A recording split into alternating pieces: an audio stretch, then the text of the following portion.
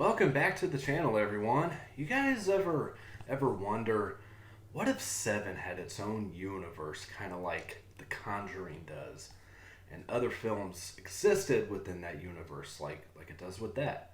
Well, if it did, Resurrection would definitely be in that universe.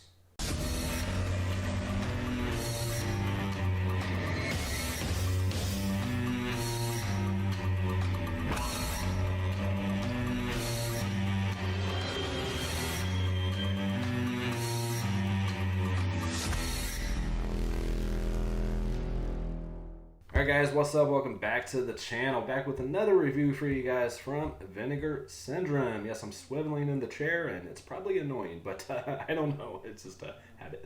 Anyways, yeah, like I said in the opening there, Se7en had its own universe where other films took place in the same existence, in the other parts of the country and things like that with different detectives. Be kind of interesting, right? Yeah. Well, Resurrection is no exception to that. It would definitely fall, like I said, into that universe. The slip really gives away a lot of the film, but no more than the trailer does.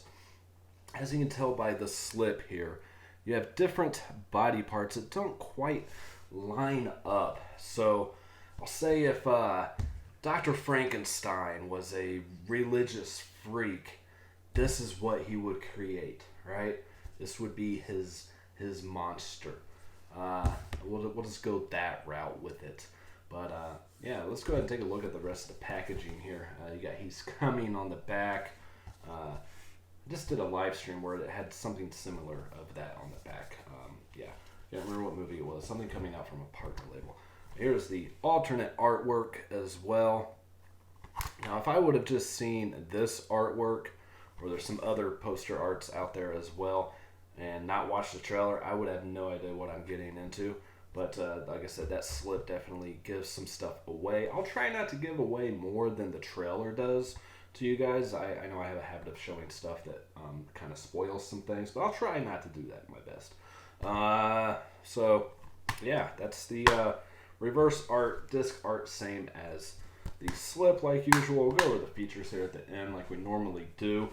But yeah, that's the story of this. Is that it's an Easter horror film is what it is, because someone is trying to resurrect the body of Christ by Easter, starting I forget what day it started on, but that's his goal in this movie is to collect different body parts from different people. Now, the people that he collects these body parts from, they all are names of apostles from the Bible. And they're all 33 years old, the same age as Christ when he was, crucified. And there's gore. There's definitely plenty of gore. Now, from watching some of the features, some of the gore was cut down. So that's kind of disappointing. I wish they would have had an added gore version or something like they do with other films, but it's still gory enough, not overly done, not gory for the sake of being gory either. So yeah, Christopher Lambert, he plays an FBI agent, and honestly, I don't know if he's right for the role. I know there's a lot of Lambert fans out there, and I know that's not how he pronounces his name, but we're going with that. I would have rather seen someone like Pauly Shore in that role. No, I'm joking, obviously. I don't know. It's just something about it, especially scenes that revolve around his family life while these killings are going on, and this killer is collecting different body parts from different victims to make his Frankenstein Jesus. There's some issues at home where they have lost a child, and the reactions of him during those scenes seem kind of phoned in. I don't know. He definitely does a lot better job at the detective role than he does the husband, mourning father, all that. I'm not going to tell you what happens to the child or anything. I'll let you guys watch the movie and see for yourself what happens with that. Again, I'm not going to spoil everything, but I don't know. I kind of laughed at one scene here. I'll play the scene I kind of laughed at because it just seemed kind of fake. Here. No!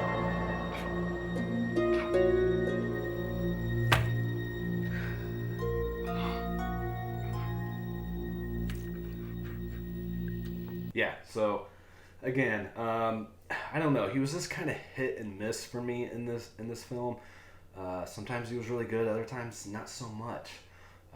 This is from the director of Highlander as well, Russell MulCahy, or however you say his last name. We'll just call him Russell. He also directed Razorback and Resident Evil Extinction. One thing about this movie I didn't really care for is some of the camera angles that they chose to use, which at the time, this is from '99, I think, was kind of cool, but it doesn't hold up very well with some of the camera angles they chose to use. And I'll show you guys as I'm talking here what I'm talking about, so you get some imagery to go with that.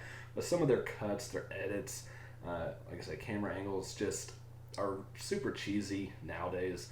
So stuff like that's like a gimmick or like a fad. It just doesn't hold up over time to me.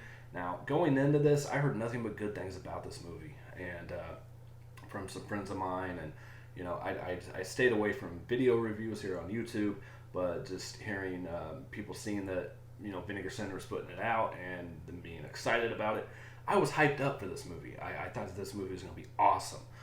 So with that in mind, I was a little let down. Not a terrible movie, but not as good as I expected from what I was hearing from other people. And that happens, you know. When you go into something and you're expecting greatness, you just, it doesn't quite make it sometimes. That's why I like going into movies not hearing anything about it, or watching movies that everybody shit on and I'm like, this is fucking awesome. But, you know, is what it is with that. Again, it's not a bad film. I was a little disappointed in it. Again, with Lambert's acting, thought it could have been a little bit better. Now, Robert Joy, that's his name. Sorry, I had to look over at my notes there. Robert Joy, he plays, I'll just say he plays an FBI profiler. He's more of a character actor. I believe this was his first actual like starring role, and he did great. Probably my favorite actor of this movie. I thought he just did an exceptional job. This movie, it's raining 90% of the time in this movie, and when it's not raining, there's like a smoke, like a haze anytime they're in the police station. I know back then people still smoked places, but you never really see anybody smoking, so why is it like so smoky and hazy everywhere? I know they want that gritty feel to this, like Se7en had. I get it. But I don't know. Like I said, something missed the mark for me on this. Doesn't feel like a Vinegar Syndrome film. For sure, this feels like just a regular studio film. It was very, very, very close to being released theatrically here in the States. I know overseas it was released theatrically, but something happened with the distribution here in the States that it just didn't make it for whatever reason. It's a good looking film, aside from those weird camera shots. This is something you would see on like HBO or Showtime. They just got out of the theaters, and it's just a good looking movie. It really is. But it just, like I said, missed the mark for me for whatever reason. Not sure why. But you do get to see a couple dead dicks in this movie. So if that's your bag of tea, I shouldn't say bag of tea and that in the same sentence, because then you can. Anyways, so there is some graphic nudity. Anytime a movie says graphic nudity, you know you're gonna see a dick. So just as a heads up for anybody that hasn't figured that out. Yeah, you do get some full frontal on a woman as well for like a brief second as they're going into this weird like building area where all the junkies hang out and shit. and going to discover this next body where I believe it's the one where the head is missing. Can't remember for sure. But again, I'm trying not to give too much away. But as you're building this Frankenstein Jesus, of course, you're going to have to collect the head. You're going to have to get the arms, the legs, and the torso. You know, I believe there was like 6 victims altogether, something like that. The villain in this did great. Again, I'm trying not to spoil anything, so I'm just going to say the villain did really well in this. Kind of reminiscent of Kevin Spacey in Se7en, as, I don't know. There's some things with the wife, things like that kind of call back to that. No, I mean, her head's not in a box. I'll tell you that right now. But, yeah, it's a good movie. I would stream it first, guys. It's definitely one of the better titles in the Vinegar Syndrome catalog, but it is streaming on Tubi for free. It is streaming on IMDb TV for free, with ads on both of them, but, you know, at least you can check it out before you buy it. I don't know if it's one that I'm going to revisit a lot. One I'll put on, you know, if someone comes over and I'm like, hey, man, do you like the movie Se7en? Well, fuck yeah, I like the movie Se7en. Well, you know, check this out. Might be something for that. I don't know. I'm not going to say I'll never revisit it. There is maybe a chance to see, you know, because it is one of those movies where you can go back and kind of analyze things, even though I knew who the killer was pretty early on, but you can go back and look for those little hints. I didn't find it a fun watch. It was enjoyable, but it wasn't like fun. It's hard to explain. I mean, I was excited to see what happened next. It's a very depressing film, so it's not like Blades where you just have a good time with it. Yeah, I don't know what else to really say about it. All the performances were pretty good. He did have, I believe his name was Rick Fox, former NBA player, as one of the detectives as well. So that was pretty interesting, and people were actually star-studded by that. People were saying that, you know, we work with a lot of actors and meet a lot of famous people, but to you know, meet an athlete is a different story. So that's kind of cool. Yeah, I don't know what else to say about the film right now. It's decent. It's a decent watch. I haven't reviewed this yet on Letterboxd, but if I did, and when I do, it's gonna get 3 stars. It's a little bit above average, especially for Vinegar Syndrome. So it's above the 2.5 middle, because they only do 5 stars on there. So 3 stars, a solid film with a solid cast, decent acting, shot well, looks good, it's polished. There's a couple cheesy lines in there from one of the detectives, but for the most part, there's very little comedy in here. Anything taken? You mean besides his arm? No. Yeah, I mean, again, I don't know what else to say about it right now, but let's go over the features, guys, and wrap up this review, because it's already going to be over 20 minutes, and I'm trying to keep them under that. Again, I recommend checking it out streaming because it is available, and you know, it's definitely, if you guys buy a lot of Vinegar Syndrome, this is definitely worth a purchase, because it's definitely better than a lot of the other Vinegar Syndrome titles for what that's worth.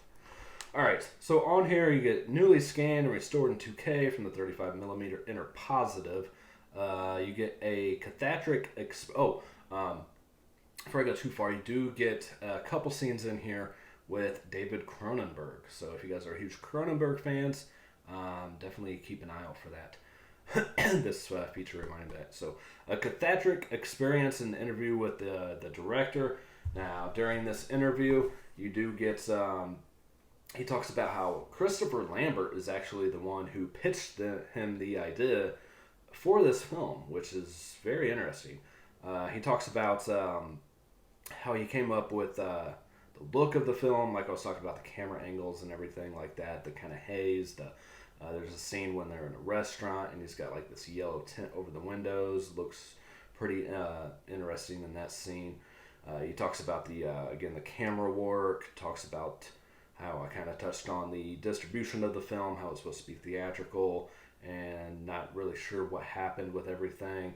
How Cronenberg got involved, and the other actors, of course. I guess he knew Cronenberg, and they were shooting in Toronto, and he lives there. Just gave him a call.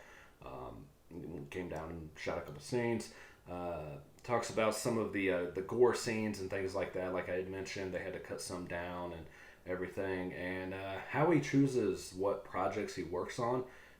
He definitely goes into detail on that. So pretty interesting interview. It runs 27 minutes and 23 seconds. And then you get Terrifying or Hilarious Robert Joy interview, which runs about right at 15 minutes. So he talks about how he got started in the film business and how he got the role for, Resurrection, playing the FBI profiler, and how, like I said, he was mainly a character actor, so this was like really huge for him, and just working on the film in general, and looking back on the film, the distribution of it, and everything. Yeah, so these three here, these next two are pretty formulated interviews where they ask like the same questions to each one. So there's going to be a lot of repeat here. So you get on the same page, interview with actor Jonathan Potts, who plays one of the detectives. Runs 13 minutes and 17 seconds. And he goes over how he got his role and working on the film, just like the previous interview. His working with Christopher Lambert, he says he's really quiet and had an interesting story about him as well, but was afraid to kind of say anything to him because he was such a quiet person, and but very nice, very kind, and just kind of kept to himself though. Talks about the legacy of the film and what he thought of it at the time and what he thinks of it now. And yeah, and moving on, he gets Over the Top, an interview with composer Jim McGrath. Runs 14 minutes and 3 seconds. Again, just like the other ones, how he got the job, meeting the director and everything. And this guy did mainly like real electronic type music, so he was kind of wondering why he was offered this role. This was his first feature film that he did the score for and everything. He talks about the orchestra that he put together, the boys choir for the finale scene, which I'm not going to show because I want to spoil that. But yeah, he was just kind of shocked that he got this role, and he wasn't sure why. It was kind of interesting on that. Looking back on the film and everything, just like the others, and again, this being the start of his future film career. So yeah, some pretty good features on here. You get, 4 interviews, and, at least half hour, over, an hour, 15 minutes or so of interviews, so that's cool. No commentary track, though, which would have been nice. I can listen to Russell talk for a while. He's got that accent going and everything. Here's the spine to that as well. Yeah, I think I had it the right way the first time, sorry. And someone pointed out, too, before I let you guys go, this is Vinegar Syndrome release number 369.